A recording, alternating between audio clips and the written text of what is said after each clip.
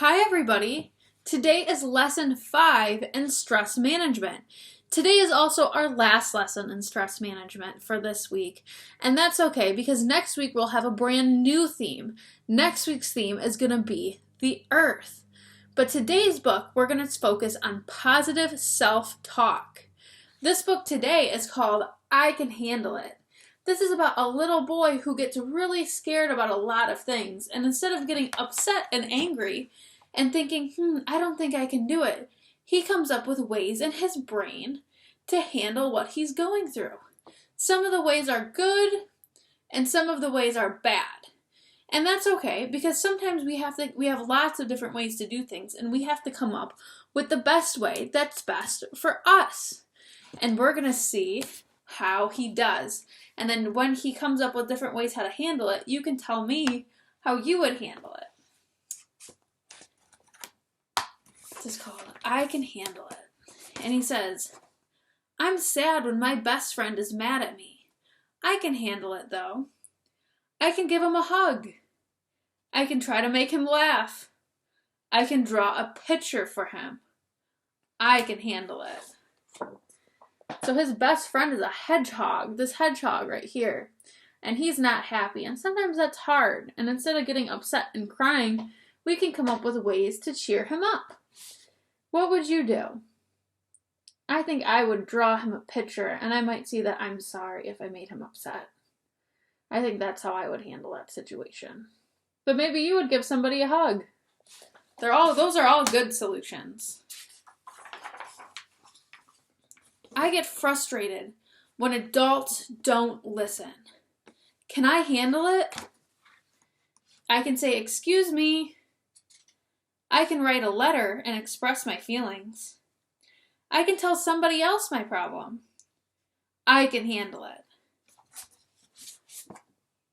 So there he is getting frustrated. He looks upset because his mom and dad isn't listening. I think if I did this, I would say, excuse me, I'm trying to say something. Or I would write a letter asking them, expressing my feelings so they would listen. Sometimes adults get busy and they don't have time. And that's okay. But sometimes you just have to come up with ways to talk to them.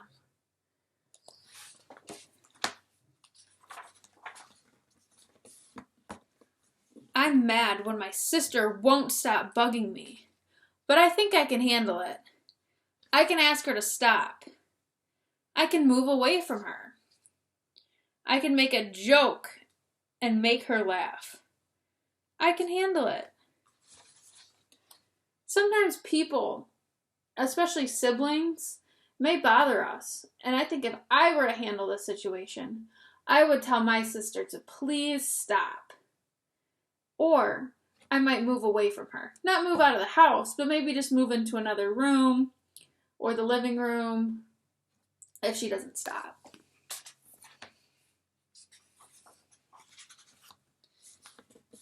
I'm annoyed when I can't find my shoes.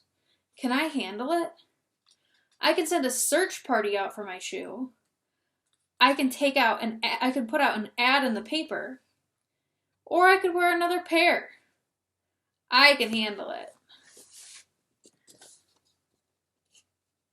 So he's frustrated because he only has one shoe on. He needs to find his other shoe. I think if I were to handle this situation, I would either ask somebody, hey, have you seen my shoe? Can you help me find it? Or I would put on another pair of shoes.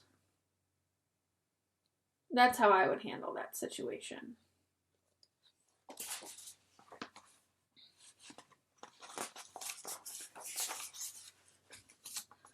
I'm disappointed when I want a pet, but I'm not allowed to have one. I can handle this one, I think. I can pretend my sister's a pet. I can make a pet out of paper. I can play with my friend's pet. I can handle it. I think if I were to handle this situation, I would play with my friend's pet. And then it's kind of cool because then you don't have to take care of them as much either. That's how I would handle it. But sometimes it's hard when we want something we can't have. I feel ashamed when I do something wrong. Can I handle it? I can draw an I'm sorry picture. I can do chores without even being asked. I can go to my room and stay there till I'm 80. I can handle it. I think writing an I'm sorry note is a great way to handle something that you get upset, when you get upset or when you make a mistake. I think that's always nice, and I think people appreciate it too.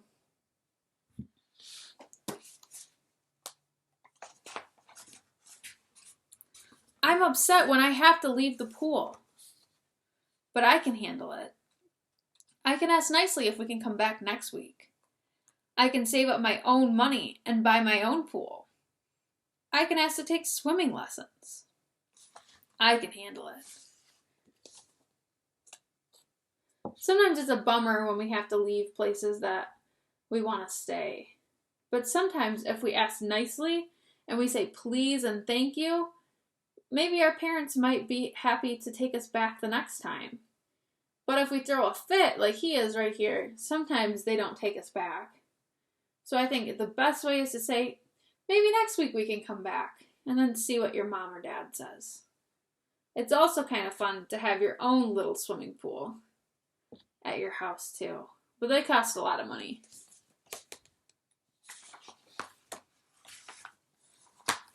I feel discouraged or upset when my words don't come out right, but I can handle it. I can ask a friend to help me. I can draw a picture instead of explaining. I can sleep on it and come up with the right thing to say. Another thing we can do is if we have a talker, we can type out what we want to say. Or we can find a picture of something on our talker that we're trying to say, and that might help you find the words that you need to tell your parents.